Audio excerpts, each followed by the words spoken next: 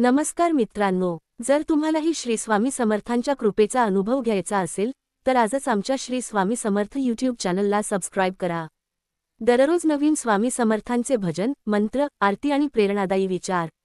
आत्ताच सबस्क्राईब करा आणि बेल आयकॉन दाबायला विसरू नका, म्हणजे नवीन व्हिडिओची नोटिफिकेशन तुम्हाला लगेच मिळेल।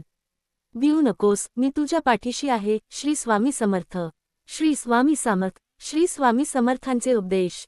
लोभी पुजाऱ्याने स्वामी समर्थांना पुण्यस्नान करण्यासाठी धन मागितल्याने त्यांनी निघून जाणे। सेचुबंध रामेश्वरला पापविनाशक तीर्थकुंडे आहेत। तेथील एक पुजारी अतिशय धनलोभी होता। द्रव्याविना स्नान न घडे असे तो तीर्थावर स्नानाला येणाऱ्या प्रत्येकाला सांगत असे। एकदा अक्कलकोट निवासी श्री स्वामी समर्थ तेथे आले असता त्या पुजाऱ्याने त्यांनाही हेच सांगितले। श्री स्वामी म्हणाले, आम्ही निर्धन संन्यासी दिगंबर, कोठूनी द्यावा तुम्हासी कर, व्यर्थ किरकिर करू नका।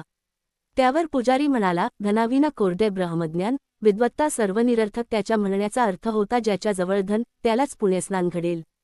हे ऐकून श्री स्वामी समर्थ तात्काळ निघून गेले। अचानक तीर्थकुंडात किडे पडणे आणि पुण्यस्नानाविना पुजाऱ्याचे उत्पन्न बुडणे। स्वामी गेल्यावर अचानक त्या तीर्थकुंडात पुष्कळ किडे पडले आणि पाण्याला दुर्गंधी येऊ लागली। या दुर्गंधीमुळे कोणीही भाविक तेथे स्नान करू शकत नसे। त्यामुळे त्या पुजाऱ्याचे तीर्थकुंडातील पुण्यस्नानापासून मिळणारे उत्पन्न पूर्ण बुडाले। पुजाऱ्याने अनेक उपाय योजले, पण सर्व व्यर्थ ठरले। पुजारी शंकराचार्यांना शरण जाणे आणि त्यांनी कठोर शब्दांत पुजाऱ्याला त्याची चूक सांगून उपायही सांगणे। कंटाळून हा पुजारी शृंगेरी मठाच्या शंकराचार्यांकडे गेला आणि त्यांना घडलेला सर्व वृत्तांत सांगितला। आचार्यांनी योगसमाधी लावली आणि त्यांना खरा प्रकार समजला। आचार्य पुजाऱ्याला म्हणाले, श्री स्वामी समर्थ हे कलियुगातील साक्षात परमेश्वरच आहेत। त्यांनी पुजाऱ्याला पुढील कठोर शब्दांत समज दिली, धनलोभे पूजिता देव त्रिकाल।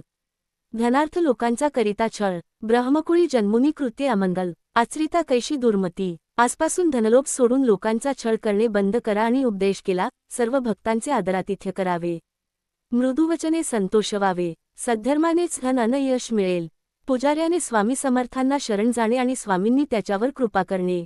नंतर या पुजाऱ्याने श्री स्वामी समर्थांच्या चरणांवर लोटांगण घातले आणि क्षमायाचना केली। श्री स्वामी म्हणाले, शंकराचार्यांच्या बोधामृताप्रमाणे वागाल तरच इहलोकी कल्याण होईल। भाव तसे फळ, जशी भावना तसा देव। स्वामींनी पुजाऱ्याच्या मस्तकावर कृपावरद हस्त ठेवला। त्यानंतर आपोआप ते तीर्थकुंड स्वच्छ आणि निर्मळ झाले। पुजाऱ्याने वर्तन पालटले, सचोटीने वागणे चालू केल्याने त्याला पुनश्च धनलाभ होऊ लागला। लोभ सोडा अन धर्माने वागा, हा संदेश श्री स्वामी समर्थांनी या पापविनाशी तीर्थकुंडाच्या पुजाऱ्याला केलेल्या बोधामृताच्या माध्यमातून सर्वच क्षेत्रांतील पुजारी आणि सेवेकरी मंडळींना लोभाऐवजी धर्माने वागावे हा बहुमोलाचा हितोपदेश केला आहे। अशक्य ही शक्य करतील स्वामी। जय जय श्री स्वामी समर्थ।